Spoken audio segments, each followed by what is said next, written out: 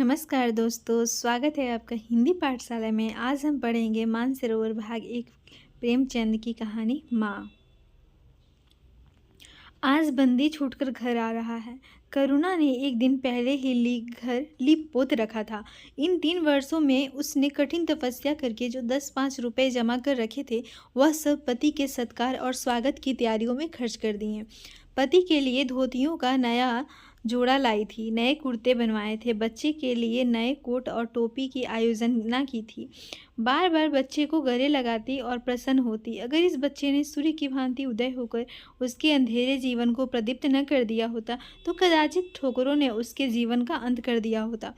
पति के कारावास दंड के 3 ही महीने बाद इस बालक का जन्म हुआ। उसी का मुंह देख देख कर करुणा ने यह 3 साल काट दिए थे। वह सोचती, जब मैं बालक को उनके सामने ले जाऊंगी तो वह कितने प्रसन्न होंगे। उसे देखकर पहले तो चकित हो जाएंगे, फिर गोद में उठा लेंगे और कहेंगे, करुणा, तुमने यह रत्न मुझे देकर मुझे निहाल कर दिया। कैद के सारे कष्ट बालक की तोतली बातों में भूल जाएंगे। उनकी एक सरल पवित्र मोहक दृष्टि हृदय की सारी व्यथाओं को धो डालेगी। इस कल्पना का आनंद लेकर वह फूली न समाती थी। वह सच सोच रही थी, आदित्य के साथ बहुत से आदमी होंगे। जिस समय वह द्वार पर पहुंचेंगे, जय जयकार की ध्वनि से आकाश गूंज उठेगा। वह कितना स्वर्गीय दृश्य होगा। उन आदमियों के बैठने के लिए करुणा ने एक फटा सा टाट बिछा दिया था, कुछ पान बना दिए थे और बार बार आशामय नेत्रों से द्वार की ओर ताकती थी। पति की वह सुदृढ़ उदार तेज पूर्ण मुद्रा बार बार आंखों में फिर जाती थी। उनकी वे बातें बार बार याद आती थीं जो चलते समय उनके मुख से निकलती थी। उनका वह धैर्य, वह आत्मबल जो पुलिस के प्रहारों के सामने भी अटल रहा था, वह मुस्कुराहट जो उस समय भी उनके अधरों पर खेल रही थी, वह आत्माभिमान जो उस समय भी उनके मुख से टपक रहा था, क्या करुणा के हृदय से कभी विस्मृत हो सकता था? उसका स्मरण आते ही करुणा के निस्तेज मुख पर आत्मगौरव की लालिमा छा गई। यही वह अवलंब था जिसने इन 3 वर्षों की घोर यातनाओं में भी उसके हृदय को आश्वासन दिया था। कितनी ही रातें फांकों से गुजरी, बहुधा घर में दीपक जलने की नौबत भी न आती थी, पर दीनता के आंसू कभी उसकी आंखों में न गिरे। आज उन सारी विपत्तियों का अंत हो जाएगा। पति के प्रगाढ़ आलिंगन में वह सब कुछ हंसकर झेल लेगी। वह अनंत निधि पाकर फिर उसे कोई अभिलाषा न रहेगी। गगन पथ का चिरगामी लपका हुआ विश्राम की ओर चला आ जाता था, जहाँ संध्या ने सुनहरा फर्श सजाया था और उज्ज्वल पुष्पों की सेज बिछा रखी थी। उसी समय करुणा को एक आदमी लाठी टेकता आता दिखाई दिया, मानो किसी जीर्ण मनुष्य की वेदना ध्वनि हो। पग पग पर रुक कर खांसने लगता था। उसका सिर झुका हुआ था। करुणा उसका चेहरा न देख सकती थी, लेकिन चाल ढाल से कोई बूढ़ा आदमी मालूम होता था। पर एक क्षण में जब वह समीप आ गया तो करुणा पहचान गई, वह उसका प्यारा पति ही था। कोई शोक, किंतु शोक। उसकी सूरत कितनी बदल गई थी। वह जवानी, वह तेज, वह चपलता, वह सुगठन सब प्रस्थान कर चुका था। केवल हड्डियों का एक ढांचा रह गया था। न कोई संगी, न साथी, न यार, न दोस्त। करुणा उसे पहचानते ही बाहर निकल आई, पर आलिंगन की कामना हृदय में दबकर रह गई। सारे मंसूबे धूल में मिल गए। सारा मनोल्लास आंसुओं के प्रवाह में बह गया, विलीन हो गया। आदित्य ने घर में कदम रखते ही मुस्कुरा कर करुणा को देखा, पर उस मुस्कान में वेदना का एक संसार भरा हुआ था। करुणा ऐसी शिथिल हो गई मानो हृदय का स्पंदन रुक गया हो। वह फटी हुई आंखों से स्वामी की ओर टकटकी बांधे खड़ी थी, मानो उसे अपनी आंखों पर अब भी विश्वास न आता हो। स्वागत या दुख का एक शब्द भी उसके मुंह से न निकला। बालक भी गोद में बैठा हुआ सहमी आंखों से इस कंकाल को देख रहा था और माता की गोद में चिपटा जाता था। आखिर उसने कातर स्वर में कहा, यह तुम्हारी क्या दशा है? बिल्कुल पहचाने नहीं जाते। आदित्य ने उसकी चिंता को शांत करने के लिए मुस्कुराने की चेष्टा करके कहा, कुछ नहीं, जरा दुबला हो गया हूँ। तुम्हारे हाथों का भोजन पाकर फिर स्वस्थ हो जाऊंगा। करुणा, छी, सूख कर काटा हो गए क्या? वहाँ भर पेट भोजन नहीं मिलता? तुम कहते थे राजनैतिक आदमियों के साथ बड़ा अच्छा व्यवहार किया जाता है, और वहाँ तुम्हारे साथी क्या हो गए जो तुम्हें आठों पहर घेरे रहते थे और तुम्हारे पसीने की जगह खून बहाने को तैयार रहते थे? आदित्य की त्योरियों पर बल पड़ गए। बोले, यह बड़ा ही कटु अनुभव है करुणा। मुझे न मालूम था कि मेरे कैद होते ही लोग मेरी ओर से यूं आंखें फेर लेंगे, कोई बात भी न पूछेगा। राष्ट्र के नाम पर मिटने वालों का यही पुरस्कार है, यह मुझे न मालूम था। जनता अपने सेवकों को बहुत जल्द भूल जाती है, यह तो मैं जानता था, लेकिन अपने सहयोगी और सहायक इतने बेवफा होते हैं, इसका मुझे यह पहला ही अनुभव हुआ। लेकिन मुझे किसी से शिकायत नहीं। सेवा स्वयं अपना पुरस्कार है। मेरी भूल थी कि मैं इसके लिए यश और नाम चाहता था। करुणा, तो क्या वहाँ भोजन भी न मिलता था? आदित्य, यह न पूछो करुणा, बड़ी करुण कथा है। बस यह गनीमत समझो कि जीता लौट आया। तुम्हारे दर्शन बदे थे, नहीं कष्ट तो ऐसे ऐसे उठाए कि अब तक मुझे प्रस्थान कर जाना चाहिए था। मैं जरा लेटूंगा, खड़ा नहीं रहा जाता, दिन भर में इतनी दूर आया हूँ। करुणा, चलकर कुछ खा लो तो आराम से लेटो। बालक को गोद में उठाकर, बाबूजी हैं बेटा, तुम्हारे बाबूजी, इनकी गोद में जाओ, तुम्हें प्यार करेंगे। आदित्य ने आंसू भरी आंखों से बालक को देखा और उनका एक एक रोम उनका तिरस्कार करने लगा। अपनी जीर्ण दशा पर उन्हें कभी इतना दुख न हुआ था। ईश्वर की असीम दया से यदि उनकी दशा संभल जाती तो वह फिर राष्ट्र आंदोलन के समीप न जाते। इस फूल से बच्चे को यो संसार में लाकर दरिद्रता की आग में झोंकने का उन्हें क्या अधिकार था? वह अब लक्ष्मी की उपासना करेंगे और अपना क्षुद्र जीवन बच्चे के लालन पालन के लिए अर्पित कर देंगे। उन्हें इस समय ऐसा ज्ञात हुआ कि बालक उन्हें उपेक्षा की दृष्टि से देख रहा है, मानो कह रहा है, मेरे साथ आपने कौन सा कर्तव्य पालन किया।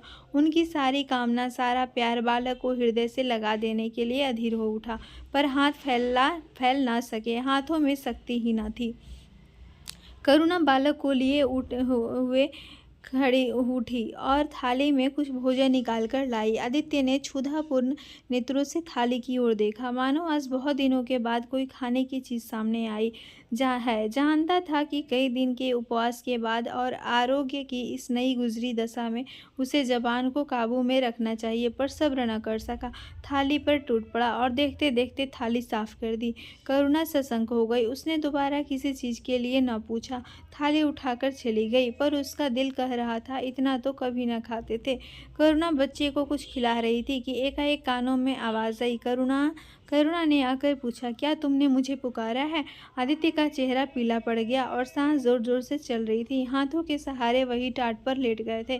करुणा उनकी यह हालत देखकर घबरा गई। बोली, जाकर किसी वैद्य को बुला लाऊं? आदित्य ने हाथ के इशारे से उन्हें मना करके कहा, व्यर्थ है करुणा, अब तुमसे छिपाना व्यर्थ है। मुझे तपेदिक हो गया है, कई बार मरते मरते बच गया हूँ। तुम लोगों के दर्शन बदे थे, इसलिए प्राण न निकलते थे। देखो प्रिय, रो मत। करुणा ने सिसकियों को दबाते हुए कहा, मैं वैद्य को लेकर अभी आती हूँ। आदित्य ने फिर सिर हिलाया, नहीं करुणा, केवल मेरे पास बैठो। अब किसी से कोई आशा नहीं है, डॉक्टरों ने जवाब दे दिया है। मुझे तो यह आश्चर्य है कि यहाँ पहुँच कैसे गया, न जाने कौन देवी शक्ति मुझे वहाँ से खींच लाई। कदाचित यह इस बुझते हुए दीपक की अंतिम झलक थी। आह, मैंने तुम्हारे साथ बड़ा अन्याय किया, इसका मुझे हमेशा दुख रहेगा। मैं तुम्हें कोई आराम न दे सका, तुम्हारे लिए कुछ न कर सका, केवल सोहाग का दाग लगाकर और एक बालक के पालन का भार छोड़कर चला जा रहा हूँ। आह, करुणा ने हृदय को दृढ़ करके कहा, तुम्हें कहीं दर्द तो नहीं है? आग बना लाऊं? कुछ बताते क्यों नहीं? आदित्य ने करवट बदलकर कहा, कुछ करने की जरूरत नहीं प्रिय, कहीं दर्द नहीं, बस ऐसा मालूम हो रहा है कि दिल बैठा जाता है, जैसे पानी में डूबा जाता हूँ। जीवन की लीला समाप्त हो रही है, दीपक को बुझते हुए देख रहा हूँ, कह नहीं सकता कब आवाज बंद हो जाए। जो कुछ कहना है वह कह डालना चाहता हूँ, क्यों लालसा ले आऊं? मेरे एक प्रश्न का जवाब दोगी? पूछूं? करुणा के मन की सारी दुर्बलता, सारा शोक, सारी वेदना मानो लुप्त हो गई और उनकी जगह उस आत्मबल का उदय हुआ जो मृत्यु पर हंसता है और विपत्ति के सांपों से खेलता है। रत्न जटित मखमली मयान में जैसे तेज तलवार छिपी रहती है, जल के कोमल प्रवाह में जैसे असीम शक्ति छिपी रहती है, वैसे ही रमणी का कोमल हृदय साहस और धैर्य को अपनी गोद में छिपाए रहता है। क्रोध जैसे तलवार को बाहर खींच लेता है, विज्ञान जैसे जल शक्ति का उद्घाटन कर लेता है, वैसे ही प्रेम रमणी के साहस और धैर्य को प्रदीप्त कर देता है। करुणा ने पति के सिर पर हाथ रखते हुए कहा, पूछते क्यों नहीं प्यारे? आदित्य ने करुणा के हाथों के कोमल स्पर्श का अनुभव करते हुए कहा, तुम्हारे विचार में मेरा जीवन कैसा था? बधाई के योग्य। देखो, तुमने मुझसे कभी पर्दा नहीं रखा। इस समय भी स्पष्ट कहना, तुम्हारे विचार में मुझे अपना जीवन पर हंसना चाहिए या रोना चाहिए? करुणा ने उल्लास के साथ कहा, यह प्रश्न क्यों करते हो प्रियतम? क्या मैंने तुम्हारी उपेक्षा कभी की है? तुम्हारा जीवन देवताओं का सा जीवन था, निस्वार्थ, निर्लिप्त और आदर्श। विघ्न बाधाओं से तंग आकर मैंने तुम्हें कितनी ही बार संसार की ओर खींचने की चेष्टा की है, पर उस समय भी मैं मन में जानती थी कि मैं तुम्हें ऊंचे आसन से गिरा रही हूँ। अगर तुम मोह माया में फंसे होते तो कदाचित मेरे मन को अधिक संतोष होता, लेकिन मेरी आत्मा को वह गर्व और उल्लास न होता जो इस समय हो रहा है। मैं अगर किसी को बड़े से बड़ा आशीर्वाद दे सकती हूँ तो वह यही होगा कि उसका जीवन तुम्हारे जैसा हो। यह कहते कहते करुणा का आभाहीन मुखमंडल ज्योतिर्मय हो गया, मानो उसकी आत्मा दिव्य हो गई। आदित्य ने सगर्व नेत्रों से करुणा को देखकर कहा, बस अब मुझे संतोष हो गया करुणा, इस बच्चे की ओर से मुझे कोई शंका नहीं है। मैं उसे इससे अधिक कुशल हाथों में नहीं छोड़ सकता। मुझे विश्वास है कि जीवन भर यह ऊंचा और पवित्र आदर्श सदैव तुम्हारे सामने रहेगा। अब मैं मरने को तैयार हूँ। 7 वर्ष बीत गए। बालक प्रकाश अब 10 साल का रूपवान, बलिष्ठ, प्रसन्न कुमार था। बल का तेज, साहसी और मनस्वी। भय तो उसे छू भी नहीं गया था। करुणा का संतप्त हृदय उसे देखकर शीतल हो जाता। संसार करुणा को अभागिनी और दीन समझे, वह कभी भाग्य का रोना नहीं रोती। उसने उन आभूषणों को बेच डाला जो पति के जीवन में उसे प्राणों से प्रिय थे, और उस धन से कुछ गायें और भैंसें मोल ली। वह कृषक की बेटी थी और गोपालन उसके लिए कोई नया व्यवसाय न था। इसी को उसने अपनी जीविका का साधन बनाया। विशुद्ध दूध कहाँ मयस्सर होता है, सब दूध हाथों हाथ बिक जाता। करुणा को पहर रात तक काम में लगा रहना पड़ता, पर वह प्रसन्न थी। उसके मुख पर निराशा या दीनता की छाया नहीं, संकल्प और साहस का तेज है। उसके एक एक अंग से आत्मगौरव की ज्योति सी निकल रही है। आंखों में एक दिव्य प्रकाश है, गंभीर, अथाह और असीम। सारी वेदनाएं, वैधव्य का शोक और विधि का निर्मम प्रहार, उस प्रकाश की गहराई में विलीन हो गया है। प्रकाश पर वह जान देती है। उसका आनंद, उसकी अभिलाषा, उसका संसार, उसका स्वर्ग, सब प्रकाश पर न्यौछावर है। पर यह मजाल नहीं कि प्रकाश कोई शरारत करे और करुणा आंखें बंद कर ले। नहीं, वह उसके चरित्र की बड़ी कठोरता से देखभाल करती है। वह प्रकाश की माँ नहीं माँ बाप दोनों है। उसके पुत्र स्नेह में माता की ममता के साथ पिता की कठोरता भी मिली हुई है। पति के अंतिम शब्द अभी तक उसके कानों में गूंज रहे हैं। वह आत्मोल्लास जो उनके चेहरे पर झलकने लगा था, वह गर्वमय लाली जो उनकी आंखों में छा गई थी, अभी तक उसकी आंखों में फिर रही है। निरंतर पति चिंतन ने आदित्य को उसकी आंखों में प्रत्यक्ष कर दिया है। वह सदैव उनकी उपस्थिति का अनुभव किया करती है। उसे ऐसा जान पड़ता है कि आदित्य की आत्मा सदैव उसकी रक्षा करती रहती है। उसकी यही हार्दिक अभिलाषा है कि प्रकाश जवान होकर पिता का पथगामी हो। संध्या हो गई थी। ये भिखारिन द्वार पर आकर भीख मांगने लगी। करुणा उस समय गऊओं को पानी दे रही थी। प्रकाश बाहर खेल रहा था। प्रकाश बालक ही तो ठहरा। शरारत सूझी, घर में गया और कटोरे से थोड़ा सा भूसा लेकर बाहर निकला। भिखारी ने अपनी झोली फैला दी। प्रकाश ने भूसा उसकी झोली में डाल दिया और जोर जोर से तालियां बजाता हुआ भागा। भिखारी ने अग्निमय नेत्रों से देखकर कहा, वाह रे लाडले, मुझसे हंसी करने चला है। यही माँ बाप ने सिखाया है, तब तो खूब कुल का नाम जगाओगे। करुणा उसकी बोली सुनकर बाहर निकल आई और पूछा, क्या है माता, किसे कह रही हो? भिखारी ने प्रकाश की तरफ इशारा करके कहा, वह तुम्हारा लड़का है ना? देखो, कटोरे में भूसा भरकर मेरी झोली में डाल गया है। चुटकी भर आटा था, वह भी मिट्टी में मिल गया।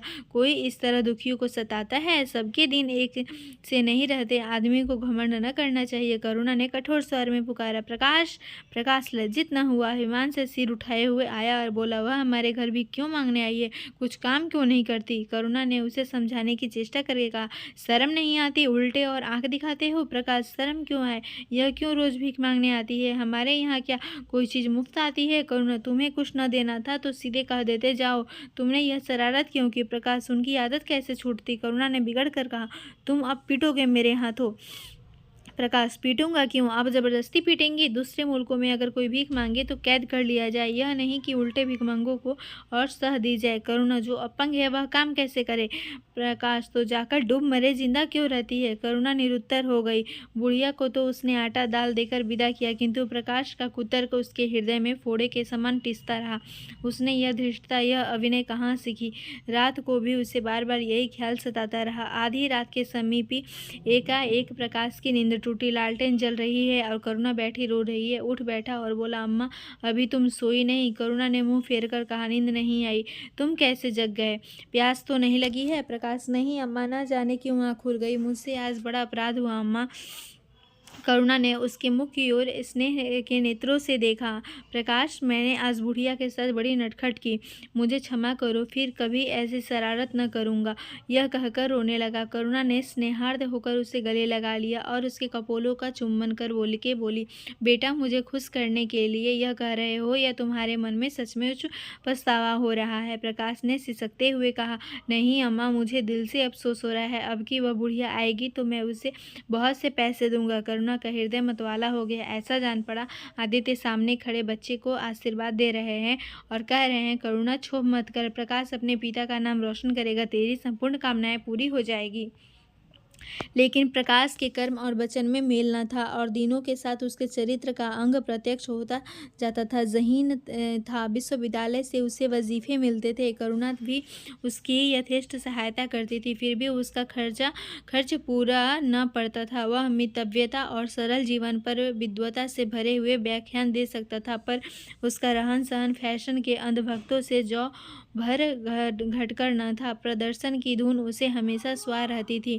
उसके मन और बुद्धि में निरंतर द्वंद्व होता रहता था। मन जाति की ओर था, बुद्धि अपनी ओर। बुद्धि मन को दबाए रहती थी। उसके सामने मन की एक न चलती थी। जाति सेवा उसर की खेती है। वहाँ बड़े से बड़ा उपहार जो मिल सकता है वह है गौरव और यश, पर वह भी स्थायी नहीं, इतना अस्थिर कि क्षण में जीवन भर की कमाई पर पानी फिर सकता है। अतएव उसका अंतःकरण अनिवार्य वेग के साथ विलासमय जीवन की ओर झुकता था, यहाँ तक कि धीरे धीरे उससे त्याग और निग्रह से घृणा होने लगी। वह दुर्वस्था और दरिद्रता को हेय समझता था। उसके हृदय न था, भाव न थे, केवल मस्तिष्क था। मस्तिष्क में दर्द कहाँ, वहाँ तो तर्क है, मंसूबे हैं। सिंध में बाढ़ आई, हजारों आदमी तबाह हो गए। विद्यालय ने वहाँ एक सेवा समिति भेजी। प्रकाश के मन में द्वंद्व होने लगा, जाऊँ या न जाऊँ। इतने दिनों अगर वह परीक्षा की तैयारी करे तो प्रथम श्रेणी में पास हो। चलते समय उसने बीमारी का बहाना कर दिया। करुणा ने लिखा, तुम सिंध न गए, इसका मुझे दुख है। तुम बीमार रहते हुए भी वहां जा सकते थे। समिति के में चिकित्सक भी तो थे। प्रकाश ने पत्र का उत्तर दिया। उड़ीसा में अकाल पड़ा, प्रजा मक्खियों की तरह मरने लगी। कांग्रेस ने पीड़ितों के लिए एक मिशन तैयार किया। उन्हीं दिनों विद्यालयों ने इतिहास के छात्रों को ऐतिहासिक खोज के लिए लंका भेजने का निश्चय किया। करुणा ने प्रकाश को लिखा, तुम उड़ीसा जाओ, किंतु प्रकाश लंका जाने को ललायित था। वह कई दिन इसी दुविधा में रहा। अंत को सिलोन ने उड़ीसा पर विजय पाई। करुणा ने अब की उसे कुछ न लिखा, चुपचाप रोती रही। सिलोन से लौटकर प्रकाश छुट्टियों में घर गया। करुणा उसे से खींची रही। प्रकाश मन में लज्जित हुआ और संकल्प किया कि अब की कोई अवसर आया तो अम्मा को अवश्य प्रसन्न करूंगा। यह निश्चय करके वह विद्यालय लौटा, लेकिन यहाँ आते ही फिर परीक्षा की फिक्र सवार हो गई। यहाँ तक कि परीक्षा के दिन आ गए, मगर इम्तिहान से फुर्सत पाकर भी प्रकाश घर न गया। विद्यालय के एक अध्यापक कश्मीर सैर करने जा रहे थे। प्रकाश उन्हीं के साथ कश्मीर चल खड़ा था। जब परीक्षा फल निकला और प्रकाश प्रथम आया, तब उसे घर की याद आई। उसने तुरंत करुणा को पत्र लिखा और अपने आने की सूचना दी। माता को प्रसन्न करने के लिए उसने 2-4 शब्द जाति सेवा के विषय में भी लिखे। अब मैं आपकी आज्ञा का पालन करने को तैयार हूँ। मैंने शिक्षा संबंधी कार्य करने का निश्चय किया है। इसी विचार से मैंने वह विशिष्ट स्थान प्राप्त किया है। हमारे नेता भी तो विद्यालयों के आचार्यों का ही सम्मान करते हैं। अभी तक इन उपाधियों के मोह से वे मुक्त नहीं हुए हैं। हमारे नेता भी योग्यता, सदुत्साह, लगन का उतना सम्मान नहीं करते जितना उपाधियों का।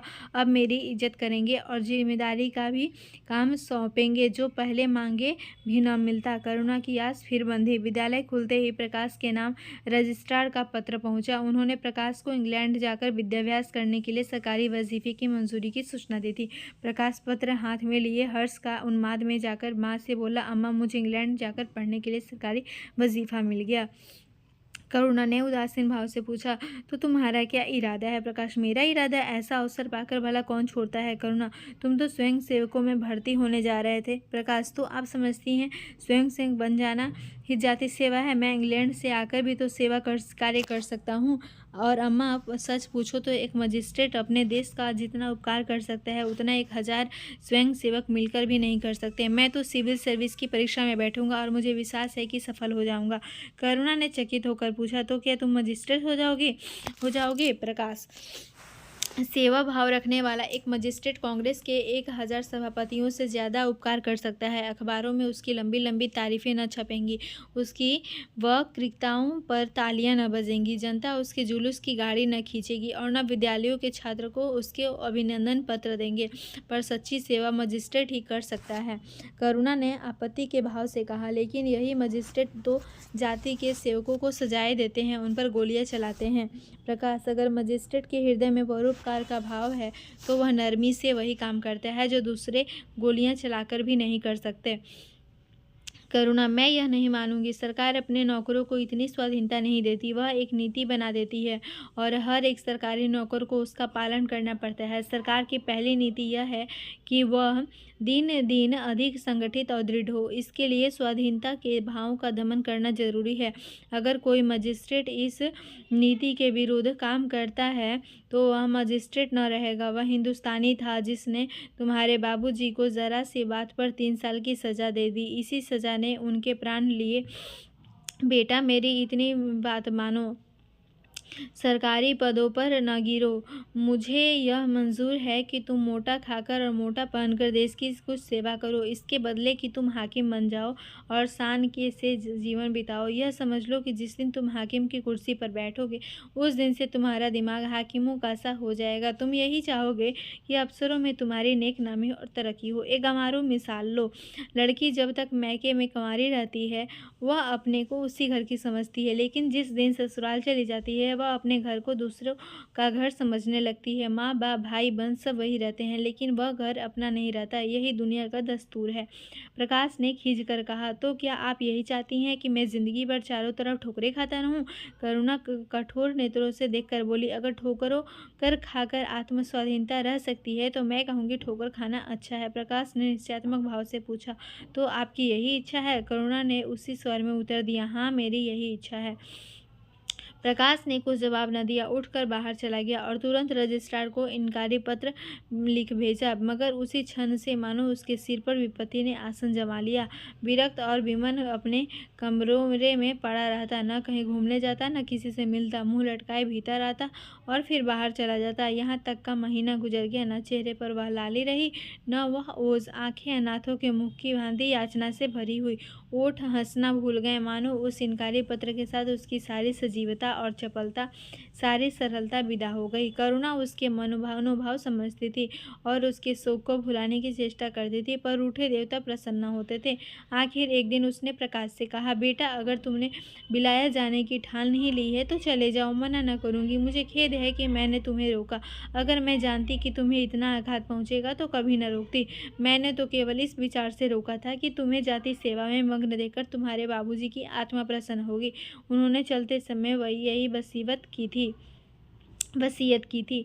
प्रकाश ने रुखाई से जवाब दिया, अब क्या जाऊंगा, इनकारी खत लिख चुका। मेरे लिए कोई अब तक बैठा थोड़े ही रहेगा, कोई दूसरा लड़का चुन लिया होगा और फिर करना ही क्या है। जब आपकी मर्जी है कि गांव की खाक छानता फिरूं तो वही सही। करुणा का गर्व चूर-चूर हो गया। इस अनुमति से उसने बाधा का काम लेना चाहा था, पर सफल न हुई। बोली, अभी कोई न चुना गया होगा, लिख दो, मैं जाने को तैयार हूँ।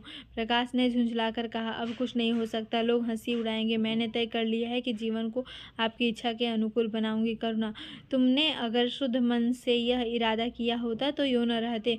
तुम मुझसे सत्याग्रह कर रहे हो, मगर अगर मन को दबाकर मुझे अपनी राह का कांटा समझकर तुमने मेरी इच्छा पूरी भी की तो क्या मैं तो जब जानती कि तुम्हारे मन में आप ही आप सेवा का भाव उत्पन्न होता। तुम आज ही रजिस्ट्रार साहब को पत्र लिख दो। प्रकाश, अब मैं नहीं लिख सकता। तो इसी शोक में तने बैठे रहोगे?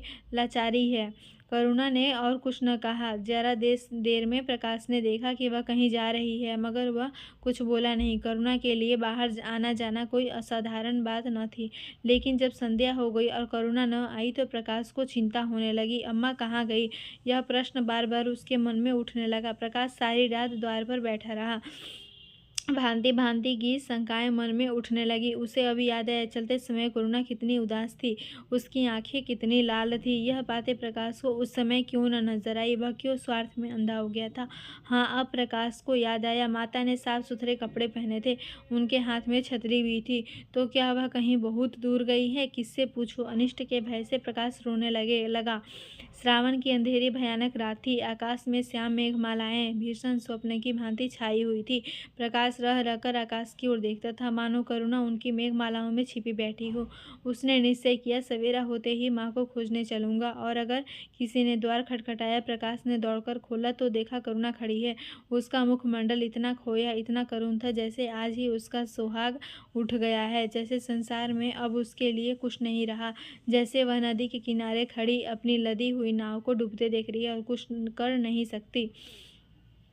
प्रकाश ने अधीर होकर पूछा, अम्मा कहाँ चली गई थी? बहुत देर लगाई। करुणा ने भूमि की ओर ताकते हुए जवाब दिया, एक काम से गई थी, देर हो गई। यह कहते हुए उसने प्रकाश के सामने एक बंद लिफाफा फेंक दिया।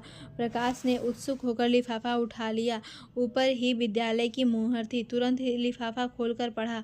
हल्की सी लालिमा चेहरे पर दौड़ गई। पूछा, यह तुम्हें कहाँ मिल गया? अम्मा, करुणा तुम्हारे रजिस्ट्रार के पास से लाई हूँ। क्या तुम वहाँ चली गई थी? और क्या करती? कल तो गाड़ी का समय न था, मोटर ले ली थी। प्रकाश एक क्षण तक मौन खड़ा रहा, फिर कुंठित स्वर में बोला, जब तुम्हारी इच्छा नहीं है तो मुझे क्यों भेज रही हो? करुणा ने विरक्त भाव से कहा, इसलिए कि तुम्हारी जाने की इच्छा है। तुम्हारा यह मलिन वेश नहीं देखा जाता। अपने जीवन के 20 वर्ष तुम्हारे हित कामना पर अर्पित कर दिए। अब तुम्हारी महत्वाकांक्षा की हत्या नहीं कर सकती। तुम्हारी यात्रा सफल हो, यही हमारी हार्दिक अभिलाषा है। करुणा का कंठ रुंध गया और कुछ न कह सकी। प्रकाश उसी दिन से यात्रा की तैयारियां करने लगा। करुणा के पास जो कुछ था वह सब खर्च हो गया। कुछ ऋण भी लेना पड़ा। नए सूट बने, सूटकेस लिए गए। प्रकाश अपनी धुन में मस्त था। कभी किसी चीज की फरमाइश लेकर आता, कभी किसी चीज की। करुणा इस एक सप्ताह में इतनी दुर्बल हो गई, उसके बालों पर कितनी सफेदी आ गई है, चेहरे पर कितनी झुर्रियां पड़ गई हैं, यह उसे कुछ नजर न आता। उसकी आंखों में इंग्लैंड के दृश्य समाये हुए थे। महत्वाकांक्षा आंखों पर पर्दा डाल देती है। प्रस्थान का दिन आया। आज कई दिनों के बाद धूप निकली थी। करुणा स्वामी के पुराने कपड़ों को बाहर निकाल रही थी। उनकी गाढ़े की चादर, खद्दर के कुर्ते पजामे और लिहाफ अभी तक संदूक में संचित थे। प्रतिवर्ष वे धूप में सुखाए जाते और झाड़ पोंछ कर रख दिए जाते। करुणा ने आज फिर उन कपड़ों को निकाला, मगर सुखाकर रखने के लिए नहीं, गरीबों में बांट देने के लिए। वह आज पति से नाराज है। वह लुटिया, डोर और घड़ी जो आदित्य की चिर संगिनी थी और जिनकी 20 वर्ष से करुणा ने उपासना की थी, आज निकालकर आंगन में फेंक दी गई। वह झोली जो बरसों आदित्य ने कंधों पर आरूढ़ रह चुकी थी, आप कूड़े में डाल दी गई। वह चित्र जिसके सामने 20 वर्ष से करुणा सिर झुकाती थी, आज वही निर्दयता से भूमि पर डाल दिया गया।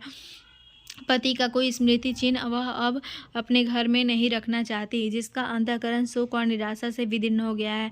और पति के सिवा वह किस पर क्रोध उतारे? कौन उसका अपना है? वह किससे अपनी व्यथा कहे, किसे अपनी छाती चीरकर दिखाए? वह होते तो क्या प्रकाश दास्ता की जंजीर गले में डालकर फूला न समाता? उसे कौन समझाए कि आदित्य भी इस अवसर पर पछताने के सिवा और कुछ न कर सकते। प्रकाश के मित्रों ने आज उसे विदाई का भोज दिया था। वहां से वह संध्या समय कई मित्रों के साथ मोटर पर लौटा। सफ़र का सामान मोटर पर रख दिया गया। तब वह अंदर आकर माँ से बोला, अम्मा जाता हूँ, बम्बई पहुँचकर पत्र लिखूँगा। तुम्हें मेरी कसम, रोना मत और मेरे खतों का जवाब बराबर देना। जैसे किसी लाश को बाहर निकालते समय संबंधियों का धैर्य छूट जाता है, रुके हुए आंसू निकल पड़ते हैं और शोक की तरंगें उठने लगती हैं, वही दशा करुणा की हुई। कलेजे में एक हाहाकार हुआ, जिसने उसकी दुर्बल आत्मा के एक एक कण कंपा दिया, एक एक अणु को कंपा दिया। मालूम हुआ पाँव पानी में फिसल गया है और वह लहरों में बही जा रही है। उसके मुख से शोक या आशीर्वाद का एक शब्द भी न निकला। प्रकाश ने उसके चरण छुए, अश्रु जल से माता के चरणों को पखारा, फिर बाहर चला। करुणा पाषाण मूर्ति की भांति खड़ी थी। सहसा ग्वाले ने आकर कहा, बहूजी भैया चले गए, बहुत रोते थे। तब करुणा की समाधि टूटी। देखा सामने कोई नहीं है। घर में मृत्यु का सा सन्नाटा छाया हुआ है और मानो हृदय की गति बंद हो गई है। सहसा करुणा की दृष्टि ऊपर उठी। उसने देखा कि आदित्य अपनी गोद में प्रकाश की निर्जीव देह लिए खड़े हो रहे हैं। करुणा पछाड़ खाकर गिर पड़ी। करुणा जीवित थी, पर संसार से उसका कोई नाता न था। उसका छोटा सा संसार, जिसे उसने अपनी कल्पनाओं के हृदय में रचा था, स्वप्न की भांति अनंत में विलीन हो गया था। जिस प्रकाश को सामने देखकर वह जीवन की अंधेरी रात में भी हृदय में आशाओं की संपत्ति लिए जा रही थी, वह बुझ गया और संपत्ति लुट गई। अब न कोई आश्चर्य था, न उसकी जरूरत। जिन गऊओं को वह दोनों वक्त अपने हाथों से दाना चारा देती थी और सहलाती थी, वे अब खूंटे पर बंधी निराश नेत्रों से द्वार की ओर ताकती रहती थी। बछड़ों को गोले लगाकर पुचकारने वाला अब कोई न था, जिसके लिए दूध दूहे मट्ठा निकाले खाने वाला कौन था। करुणा ने अपने छोटे से संसार को ही अपने ही अंदर समेट लिया था, किंतु एक ही सप्ताह में करुणा के जीवन ने फिर रंग बदला। उसका छोटा सा संसार फैलते फैलते विश्वव्यापी हो गया। जिस लंगर ने नौका को तट से एक केंद्र पर बांध रखा था, वह उखड़ गया। अब नौका सागर के अशेष विस्तार में भ्रमण करेगी, चाहे वह उद्दाम तरंगों के वक्ष में ही क्यों न विलीन हो जाए। करुणा द्वार पर आ बैठती और मोहल्ले भर के लड़कों को जमा करके दूध पिलाती। दोपहर तक मक्खन निकालती और वह मक्खन मोहल्ले के लड़के खाते। फिर भांति भांति के पकवान बनाती और कुत्तों को खिलाती। अब यही उसका नित्य का नियम हो गया। चिड़िया, कुत्ते, बिल्लियाँ, चींटे, चींटियाँ सब अपने हो गए। प्रेम का वह द्वार अब किसी के लिए बंद न था। अब उस अंगुल भर जगह में जो प्रकाश के लिए काफ़ी न थी, और समस्त संसार समा गया था। एक दिन प्रकाश का पत्र आया। करुणा ने उसे उठाकर फेंक दिया। फिर थोड़ी देर बाद उसे उठाकर फाड़ डाला और चिड़ियों को दाना चुगाने लगी। मगर जब निशा योगिनी ने अपनी धुनी जलाई और वेदनाएं उससे वरदान मांगने के लिए विकल होकर चली, तो करुणा की मनोवेदना भी सजग हो उठी। प्रकाश का पत्र पढ़ने के लिए उसका मन व्याकुल हो उठा। उसने सोचा, प्रकाश मेरा कौन है? मेरा उससे क्या प्रयोजन? हाँ, प्रकाश मेरा कौन है? हाँ, प्रकाश मेरा कौन है? हृदय ने उत्तर दिया, प्रकाश तेरा सर्वस्व है। वह तेरे उस अमर प्रेम की निशानी है जिससे तू सदैव के लिए वंचित हो गई। वह तेरा प्राण है, तेरे जीवन दीपक का प्रकाश, तेरी वंचित कामनाओं का माधुर्य, तेरे अश्रु जल में विहार करने वाला हंस। करुणा उस पत्र के टुकड़ों को जमा करने लगी, मानो ओना उसके प्राण बिखर गए हों। एक एक टुकड़ा उसे अपने खोए हुए प्रेम का एक पदचिन्ह सा मालूम होता था। जब सारे पुर्जे जमा हो गए तो करुणा दीपक के सामने बैठकर उसे जोड़ने लगी, जैसे कोई वियोगी हृदय प्रेम के टूटे हुए तारों को जोड़ रहा हो। हाय रे ममता! वह अभागिन सारी रात उन पुर्जों को जोड़ने में लगी रही।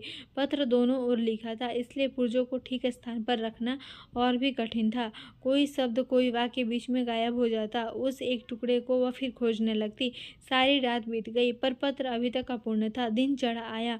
मोहल्ले के लौंडे मक्खन और दूध की चाह में एकत्र हो गए। कुत्तों और बिल्लियों का आगमन हुआ। चिड़ियाँ आकर आंगन में फुदकने लगी। कोई ओखली पर बैठी, कोई तुलसी के चौतरे पर करुणा को सिर उठाने की फुर्सत नहीं।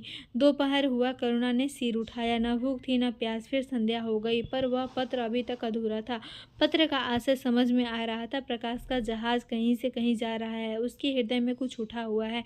क्या उठा है, यह करुणा न सोच सकी। करुणा पुत्र की लेखनी से निकले हुए एक एक शब्द को पढ़ना और उसके हृदय पर अंकित कर लेना चाहती थी।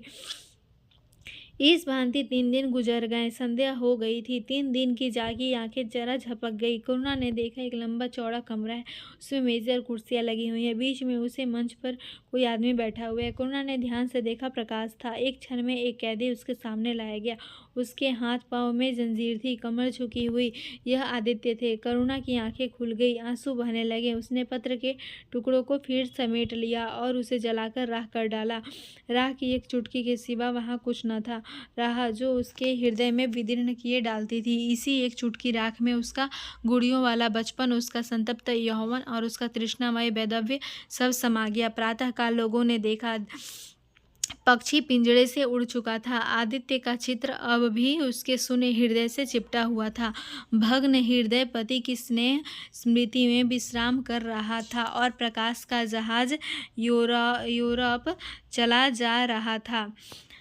अगर आपको ये कहानी पसंद आए तो चैनल को लाइक, शेयर और सब्सक्राइब ज़रूर करें। धन्यवाद।